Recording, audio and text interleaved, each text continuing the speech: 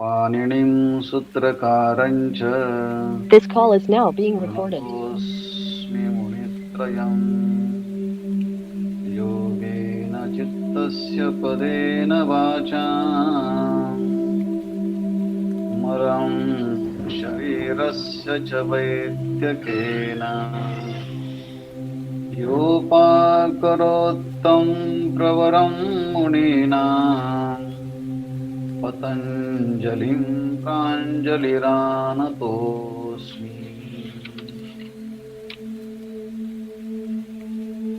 भगवान पतंजली महर्षींचे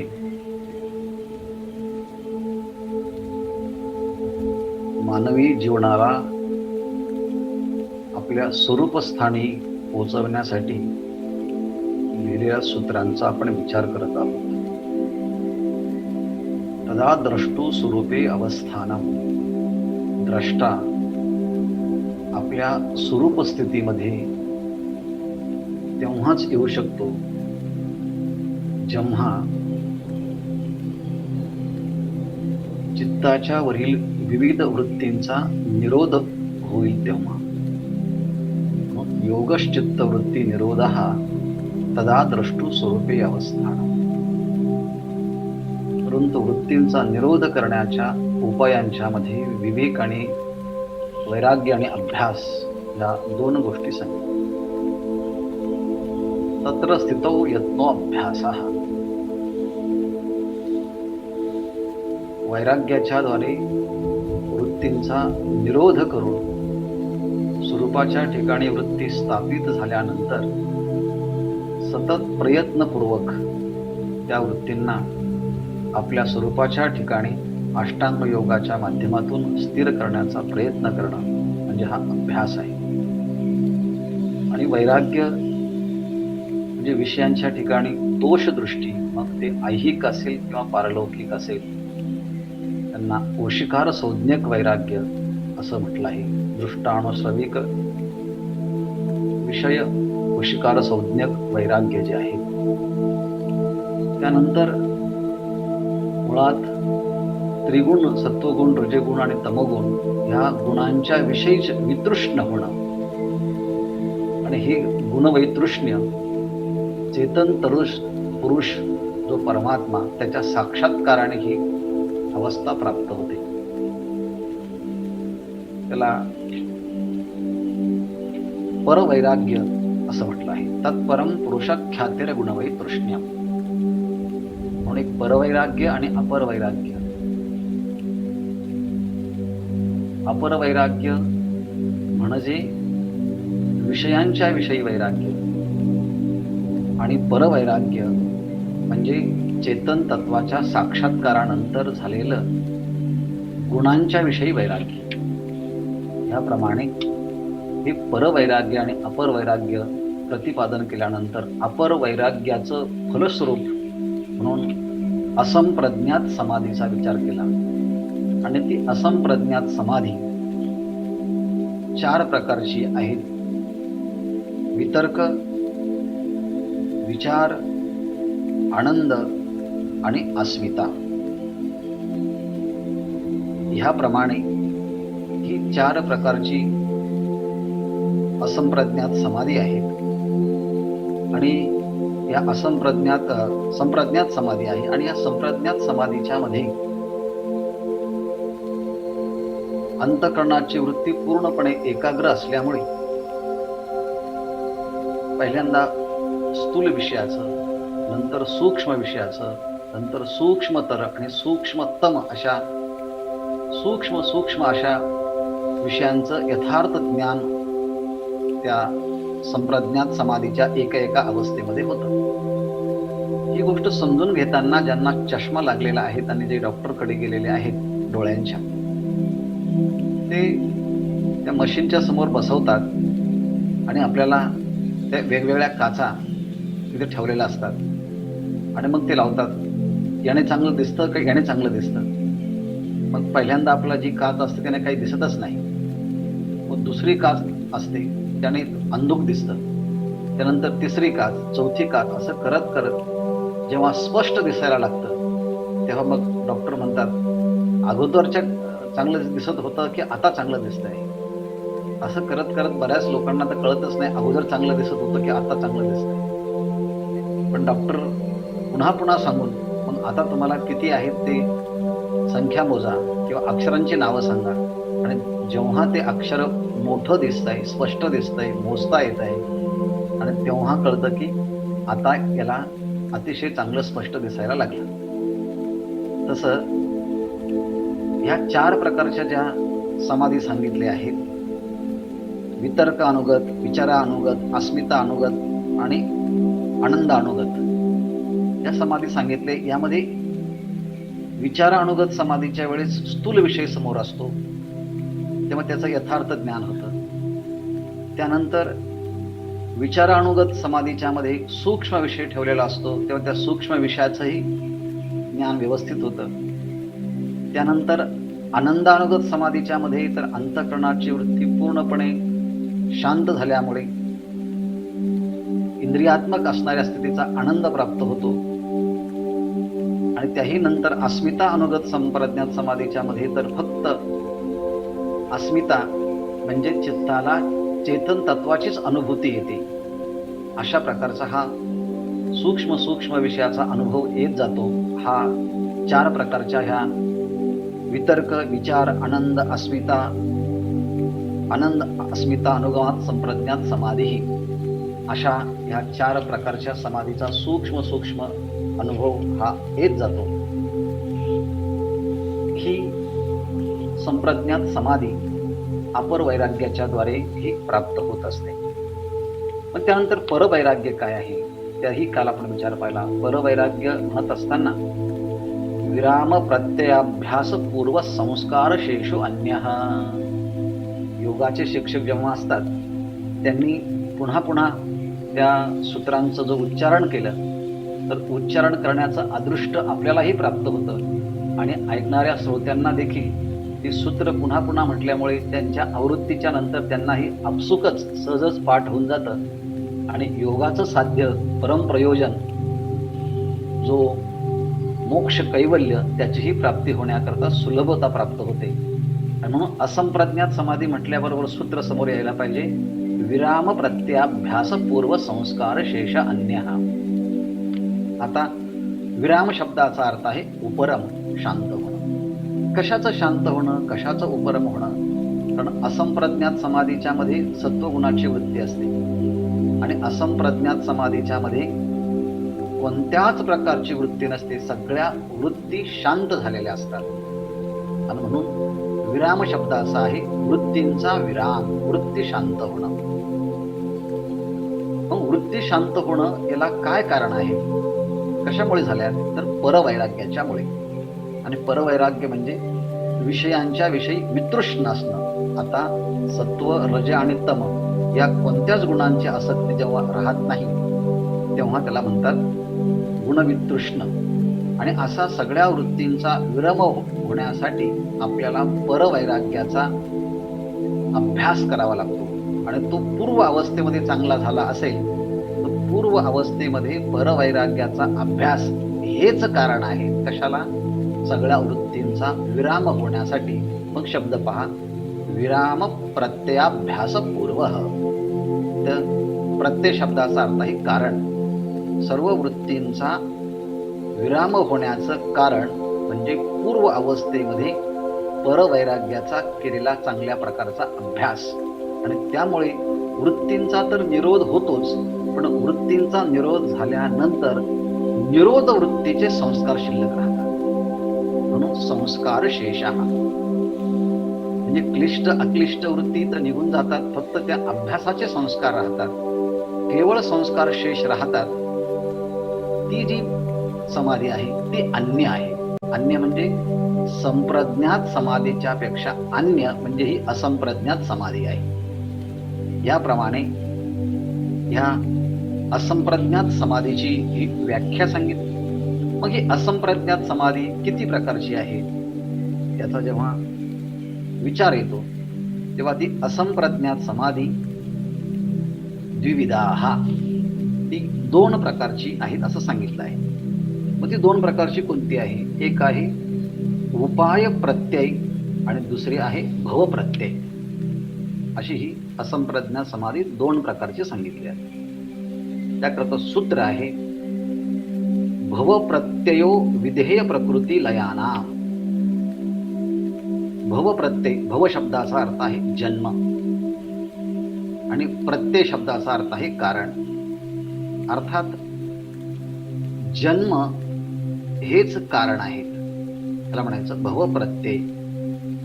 मग हा जो भव प्रत्यय येतो हा कोणाला, तर त्याकरता दोन कारणं सांगितली आहे.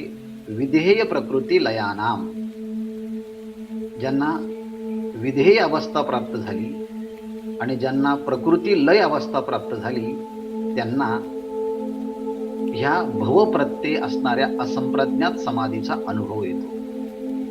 मग ही अवस्था कोणाला प्राप्त होते, तर भाष्यामध्ये विचार येतो विधेयानाम देवानाम भवप्रत्ययाः.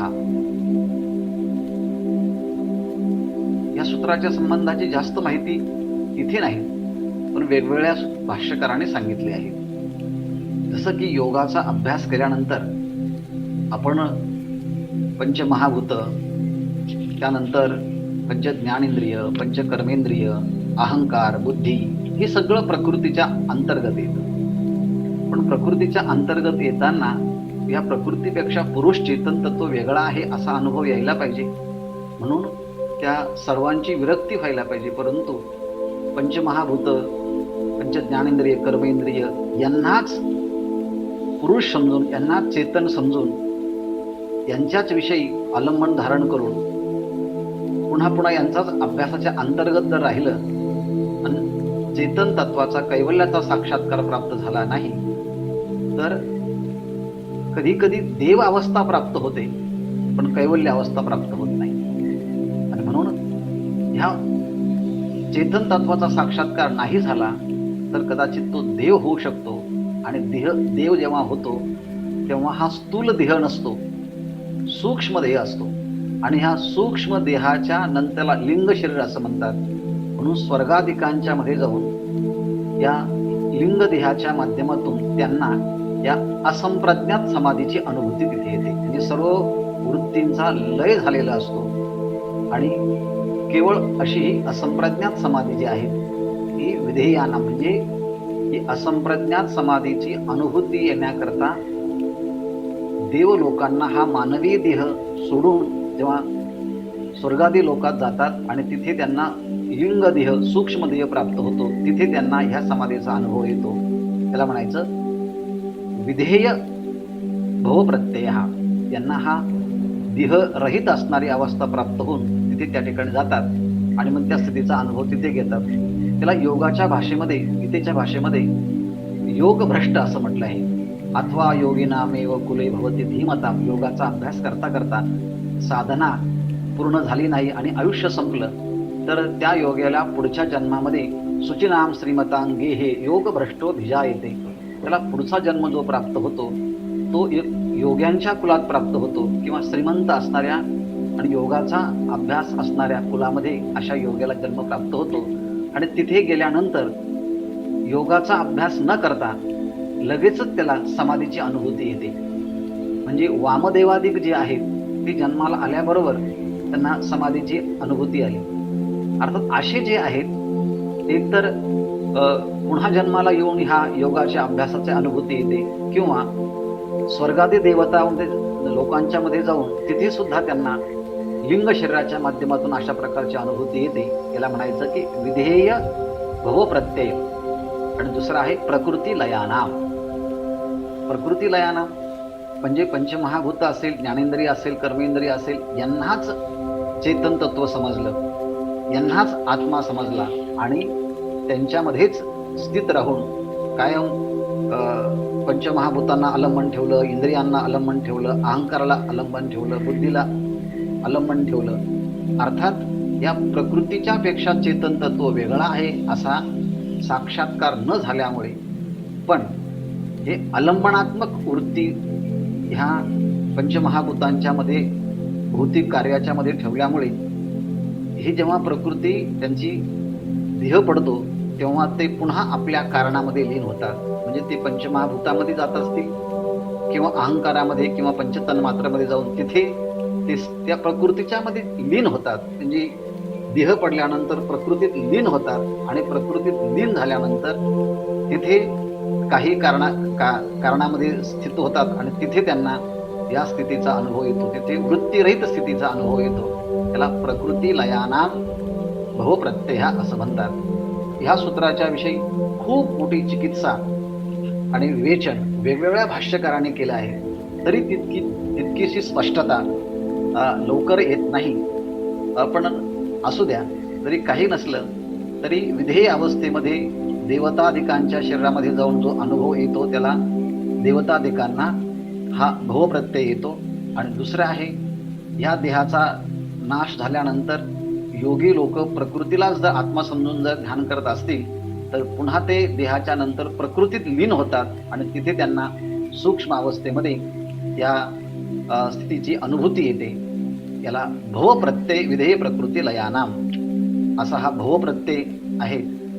हा योग्यांना आणि प्रकृती लीनमध्ये झालेल्या योग्यांना येतो. हा एक प्रकार सांगितल्यानंतर पुढचा उपाय आहे इतरेषाम. इतरेषाम काय आहे? श्रद्धा, वीर्य, स्मृती, समाधी, प्रज्ञापूर्वक इतरेषाम. समाधीचे जे दोन प्रकार सांगितले होते, एक भवप्रत्यय आणि दुसरा आहे उपाय प्रत्यय. प्रत्यय शब्दाचा अर्थ मगाशी सांगितला कारण. असंप्रज्ञात समाधी प्राप्त होण्याचा दुसरा एक उपाय आहे आणि तो उपाय म्हणजे श्रद्धा, वीर्य, स्मृती, समाधी आणि प्रज्ञा. आता श्रद्धा म्हणजे काय? गुरु, शास्त्र, आपण जो योगाचा अभ्यास करतो त्याविषयी असणारी आस्था, अशा ह्या श्रद्धेच्यामुळे आपलं चित्त प्रसन्न होतं आणि योगाच्या मध्ये आपली अधिक अभिरुची उत्पन्न होते. त्याला श्रद्धा असं योग भाषेमध्ये म्हटलं आहे. आणि श्रद्धा ही जननी आहे. सा ही जननी इव कल्याणी योगिनाम पाती. ही श्रद्धा योग्यांना जननी म्हणजे आईप्रमाणे आहेत. योगामध्ये जे वेगवेगळ्या प्रकारचे विघ्न उत्पन्न होतात त्या विघ्नापासून संरक्षित करणारी ही श्रद्धा नावाची शक्ती योग्यांच्या मध्ये जर असली तर त्यांनाही असंप्रज्ञात समाधीचा अनुभव येतो. दुसरी आहे, ही श्रद्धा जर दृढ असेल तर ह्या श्रद्धेच्या मुळेच साधकाच्या अंतःकरणामध्ये एक प्रकारचा उत्साह निर्माण होतो. पुरुषार्थ करण्याची म्हणजे योगांग अनुष्ठानाच्या अभ्यासाचा उत्साह निर्माण होतो. या उत्साहालाच वीर्य शक्ती असं म्हणतात. इथे वीर्य शब्दाचा अर्थ उत्साह घ्यायचा.